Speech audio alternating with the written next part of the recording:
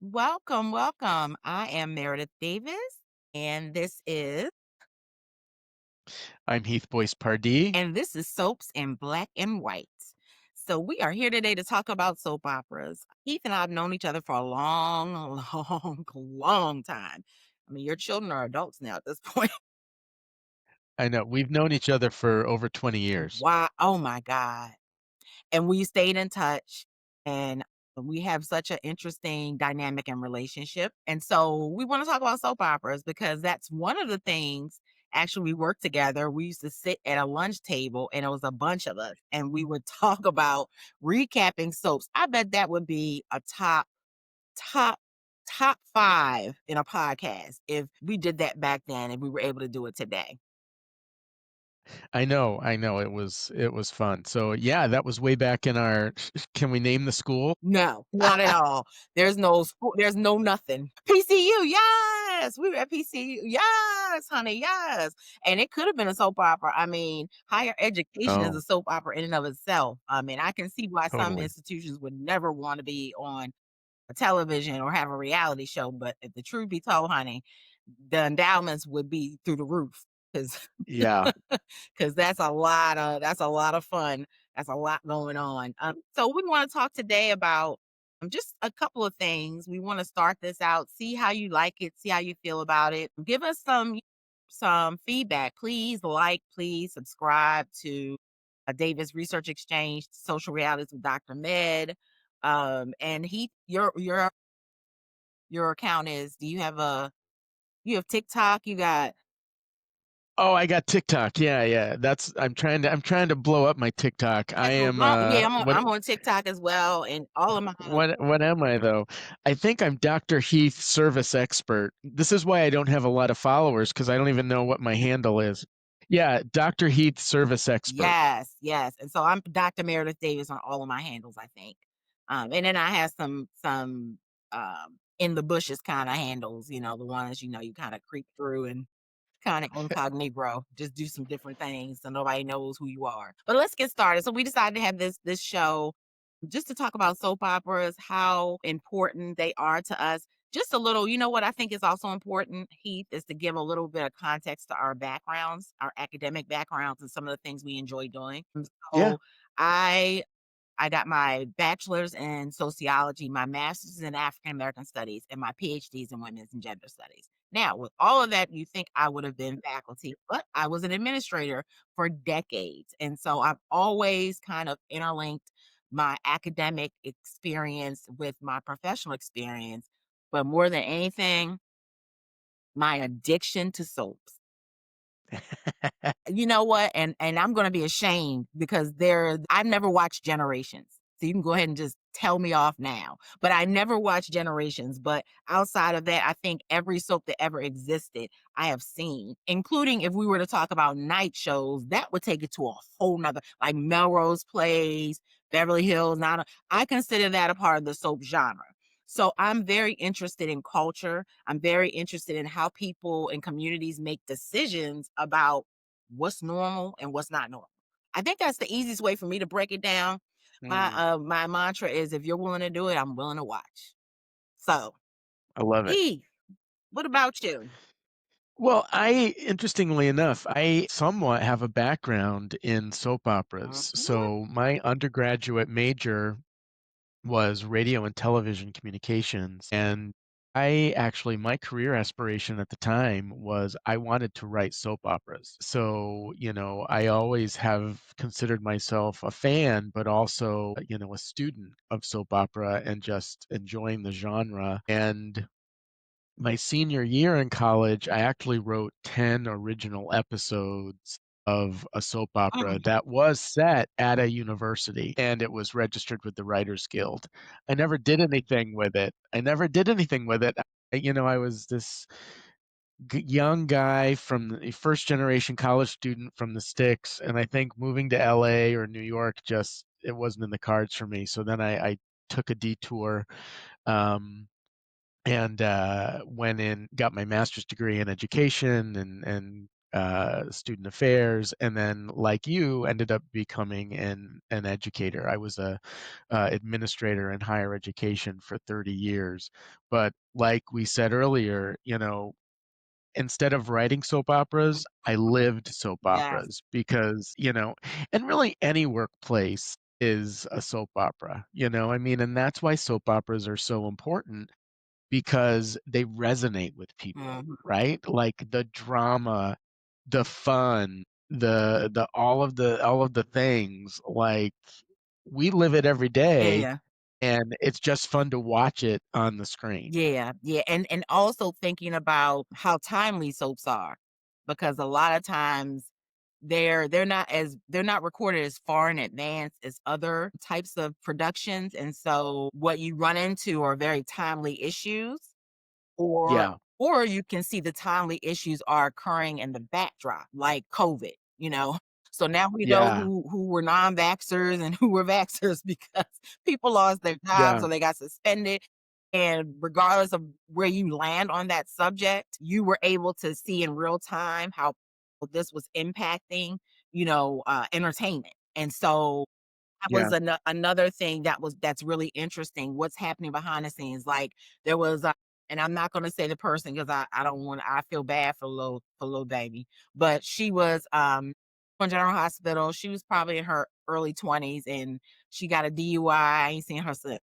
Oh, You know, and it's unfortunate because I loved her. Like, I liked yeah, her, and it's not that I don't like other characters that or people that replaced her, but it's just that I got used to that person, and so yeah.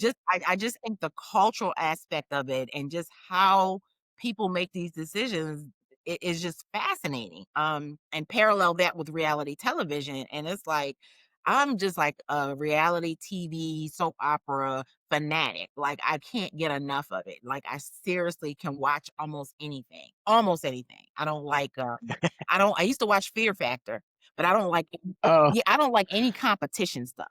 Like, I don't like any mm. competitions.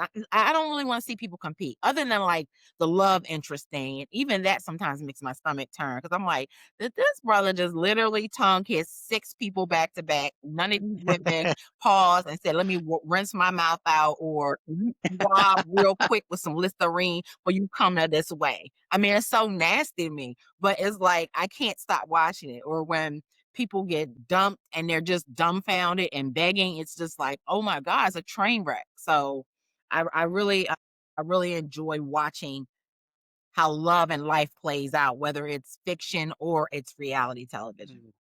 So let's get started. Let's get started. So, when did you first fall in love with soap? I mean, I am not kidding when I say, and I think people of our generation, I think it's true for many of us, I literally have watched soap operas my entire life. So, I remember being, I mean, a child, way too young to be watching this, but I remember taking a nap on my great aunt's couch in the day. She would watch me and it would be nap time, and I was on the couch in the living room and she had Days of Our Lives on, right? So that was on the TV while I was taking my nap. And in my household, we didn't watch Days of Our Lives. We watched the ABC soaps. Mm, So we watched All My Children, One Life to Live, General Hospital, but she was a Days of Our Lives person. So, like sands to the hourglass, that just it became like it became familiar. It mhm. became part of like who I was. But yeah, we were in my family, we were an ABC soap family. Gotcha. Okay. And so for me, this is so hilarious. I vividly remember coming home half a day in kindergarten. So our kindergarten was only half a day. And when I would come home, my mom would walk us to school and pick us up because she was a stay at home. And don't let that title fool you. We were 7 people in 2 bedrooms. So I wasn't living, the Beverly Hills 90210. You weren't on the No, gates. I was not, baby. I was nothing behind. I was not beyond the gates. I wasn't behind the gates. I wasn't in front of the gates. I wasn't near the gates. I didn't even know how to get to the gates. Okay. So, but But yeah, so I would come home and right before it was like, damn, was she rushing me to get home? Like, is that why we walk so fast? You know what I mean? Because as soon as we got home, she would turn on Young and the Restless. Okay. Mhm. So we would watch Young and the Restless. I had my little lunch. I remember one time I was watching it and my tooth fell out. I was eating a fish sandwich. And I was like 6 and 7, I lost my tooth. But anyway, that's just how much a part of it our lives it really is for me. And I know he feels the same way. Like it is a part of our coming of age. And Mhm. I remember we watched Young and the Restless, then we watched Search for Tomorrow, then we watched All My Children, One Life to Live, General Hospital, Edge of Night.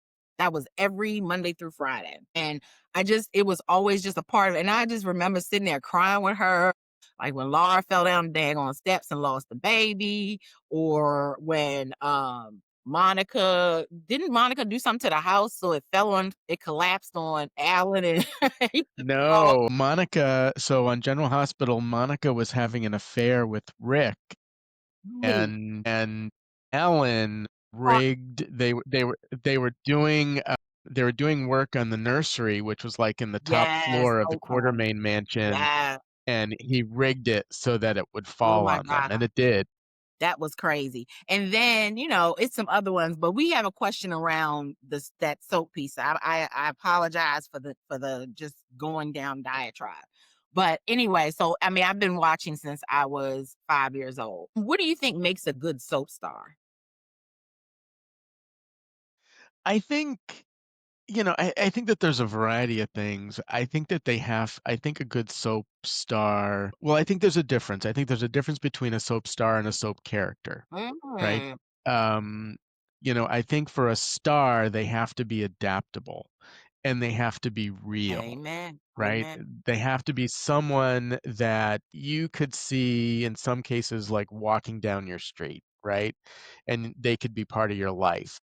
And I think like Tony Geary, so Luke on General Hospital, just super relatable, not like uber handsome, but something about him, just kind of attracts you to him.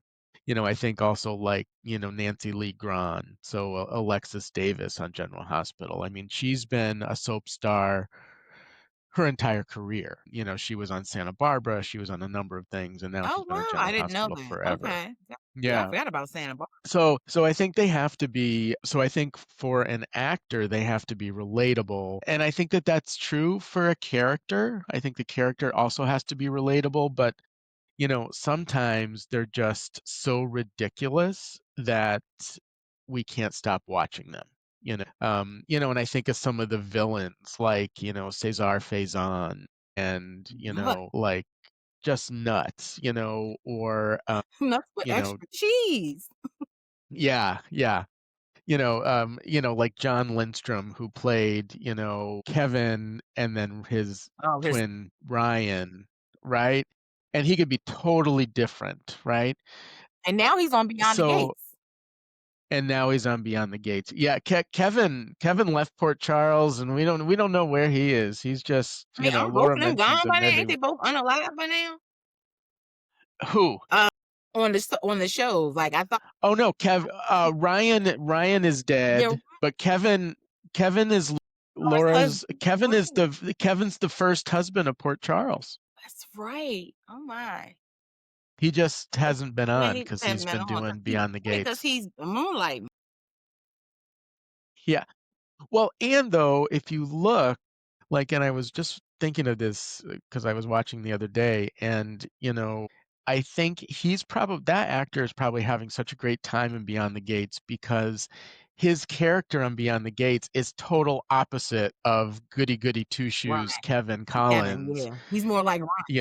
Yeah, totally. He's this like mobster who he'll take a hit on you like just as much as to look at you. So that's what I think makes a good soap opera star. I think it's that versatility and then that relatability. Got you.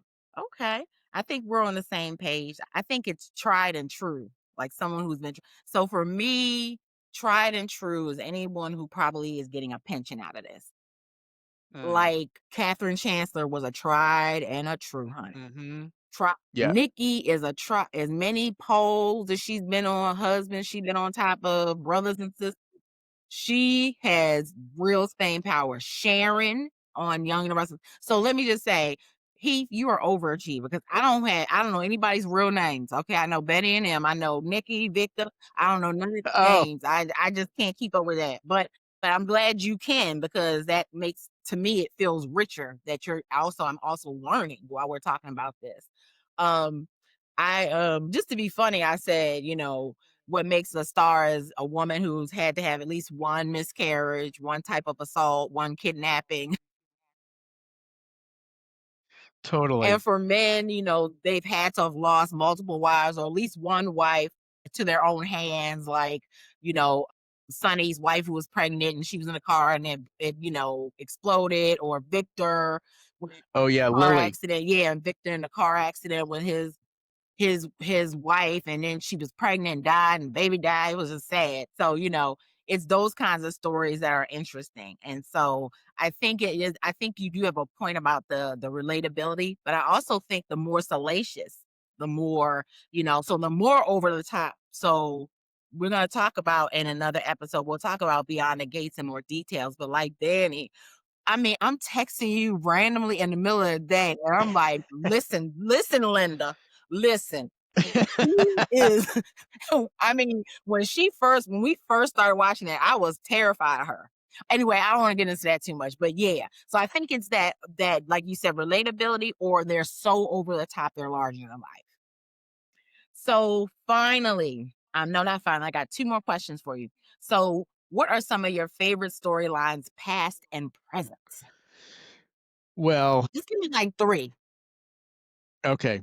So, and I think it's not controversial, but I think I don't know if people would agree, but one of my favorite storylines on General Hospital, it was 1986, and it was the Brownstone murder case. And I don't know if you remember this, but Is that the house to the basement and well, so Bobby owned the yeah. brownstone, and it was just a bunch of apartments, right? And everyone lived in like these studio apartments, like Frisco and Felicia, like they've got their studio apartment, and it's a kitchenette and their bed in the middle of the living room, and whatever, but they all just lived here.